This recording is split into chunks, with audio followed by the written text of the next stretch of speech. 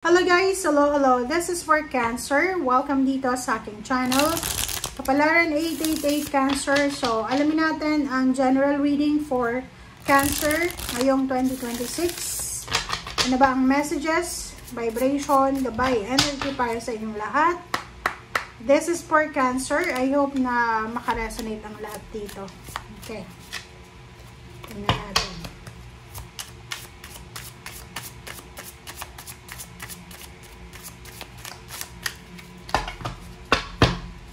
Alright, first card natin, Cancer, is Ten of Swords. Wow! Ang ganda ng money cards mo. Okay, Ten of Swords. Ilan ba sila? 2, 4, 6 cards. Three of Swords, Four of Wands, and Page of Pentacles. And there's a Death card and Page of Cups. Wow! So, ang galing. Magaling. So, since this is money, sinasabi ng bara sa'yo dito na there's ending and new beginnings. Kasi itong Ten of Swords na to, tsaka Death card, iisa lang yung message nila. Okay? Yung messages ng dalawang yan, ay nagsasabi na sa usaping salapi, Cancer, sinasabi dito na 2025 is the worst year para sa'yo in terms of money. And sinasabi ng bara sa'yo dito na parang yung 2025 mo ay sobrang heartbreaking to. Yung Three of Swords tsaka Death card, maybe nawalan ka ng trabaho. It's either nawalan ka ng trabaho sa 2025 or maybe may trabaho ka pero hindi masyadong maganda yung takbo ng finances mo. Nawalan ka ng investment, nawalan ka ng inheritance. It's either may negosyo ka, nalugi ka, parang ganun. So, maraming nangyari na posibleng tapos na yon. Okay? Magtatapos na eh. Yung mga financial stress, financial pain and heartaches mo, makaka-recover ka na. Okay? Kasi this is recovery eh. Yung Ten of Swords na yan, yung parang yung 2025 ay, yung year of the snake talaga is parang na-trader ka sa pera, sa investment, sa negosyo, or kung ano pa man. Yung parang feeling alone, feeling lost, parang ganon sa pera. And sobrang sama ng pakiramdam mo. Sobrang sakit ng naranasan mo. And this year of 2026, there's a recovery. There's an ending and recovery. So kumbaga, sinasabi ng baraha dito na may new beginnings, may magsisimula, may magandang pagbabago na magaganap sa buhay mo, Cancer. And this new beginnings will heal. Okay? There's a healing eh. So gagaling yung sugat, gagaling yung kumbaga, pain and heartaches na naranasan mo sa usaping pera. Okay? Next card natin is Four of Wands. So, this is Four of Wands and this is Page of Pentacles and Page of Cups. So, there's three cards. Sinasabi ng bara sa inyo dito na may incoming tayo dito na balita. So, for the year 2026, this is rewarding message para sa iyo kasi may posibleng good news ka na matatanggap na pwedeng pagkakitaan. Pwedeng may mag-offer sa'yo ng trabaho, international, or pwedeng may mag-offer sa'yo ng negosyo, may mag-invest sa talento mo, sa talent mo, mayroon kang source of income, meron ka ditong may isip na, kumbaga, tawag dyan, meron kang may isip na solusyon sa kung ano man na naging problema mo for the last few years. And at the same time, relationship, ganun din. So, sinasabi ng bara sa'yo na in terms of relationship, halimbawa, yung relationship mo sa pera ay biglang nagbago sa 2025 or yung relationship mo sa mga taong pinagkatiwalaan mo sa pera ay biglang nagbago sa 2025. Pagdating ng 2026, magiging stable and secured ka na naman ulit. Kumbaga, this is new hope, bagong pag-asa yung 2026. So, ibibigay sa iyo ng 2026 yung bagong pag-asa sa kung ano man yan na pinagdaanan mo for the past few years, especially 2025. Yung Four of Wands dito, maybe mayroong magbebenta ng lupa at bahay na Cancer. Mayroong magpapatayo ng bahay, magpaparenovate ng bahay, magpaplano sila na lumipat ng bahay. Meron dito na Cancer na sobrang parang makakaramdam ka ng stability and balance. And at the same time, halimbawa na 2025, pakiramdam mo walang suporta na nakukuha ka sa paligid mo, especially sa family, pagdating ng 2026, makukuha mo yung suporta, both financial and emotional sa pamilya, from their family. Okay? So, let's check Cancer for the love life.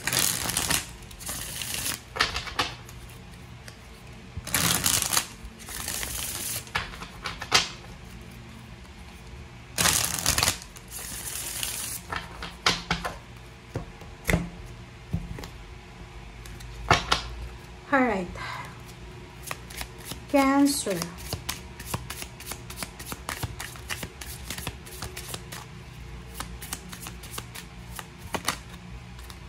Okay, you're cursed. Why?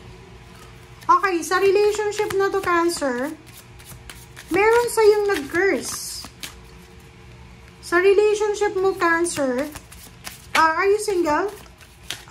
Kung single ka, possible na mayroong love spell. Meron ditong may mga mantra, may mga spells, rituals na ginagawa para sa'yo eh.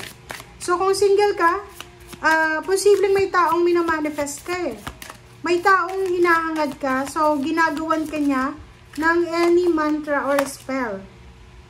OMG! This is a long-term solution. You're cursed. Ano ba yan? You're very close to getting your wish. Diba? So, parang, ang nakikita ko sa'yo dito, in terms of relationship, meron ditong mga Cancer na you're in a relationship. Please comment down below, guys. I will elaborate the message. May Cancer dito, guys, na siya ay babae ka ba? Babae or lalaki, parang ganon. LGBT yung relationship nyo eh. It's either you're in a relationship sa kapwa mo babae or kapwa mo lalaki. Sinasabi ng barahan na gusto mo ng gusto mo nang makipaghiwalay kasi parang hindi ka na masaya eh. Or maybe may mga differences na kayo na gusto mo nang makipaghiwalay. But the problem is, meron sa inyo na ginayuma. Okay? Meron ditong Cancer na ginayuma. Wow! Amazing. So, mag-iingat tayo dito. So, pwede patingin ka sa mga sa mga marunong tumingin ng gayuma. Kasi, talagang ginayuma ka eh. You're cursed. And, sinasabi ng baraha dito na kailangan mong alisin ang gayuma na yan. Kasi this is a long-term solution. Ang gayumang yan, once na nawala yan sa katawan mo, marirealize mo na hindi mo naman pala talaga mahal yung taong kasama mo ngayon. So, it's either, like for example, isa ka sa mga in relationship ngayon na parang feeling mo stagnant ka, diba? Yung may relationship ka pero hindi ka masaya. Yung may relationship ka pero pinipigilan ka na masenso. May mga ganun eh. Yung parang sinasakal ng relationship na gusto mong pumunta ng ibang bansa or gusto mong mag-try ng bago, mag-adventure, hindi mo magawa. It's because ginagayuma ka nga, kinukontrol ka. And sinasabi ng barahan you're very close to getting your wish.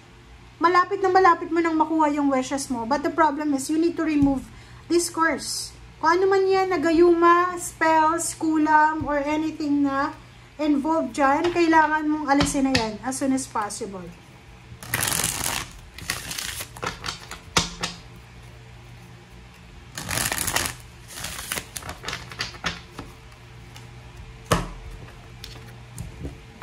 That's love life, guys. So, this is general. Tingnan natin, love life and money. OMG. Okay, 3 cards. Magician, 4 of Cups, and 7 of Wands. Wow.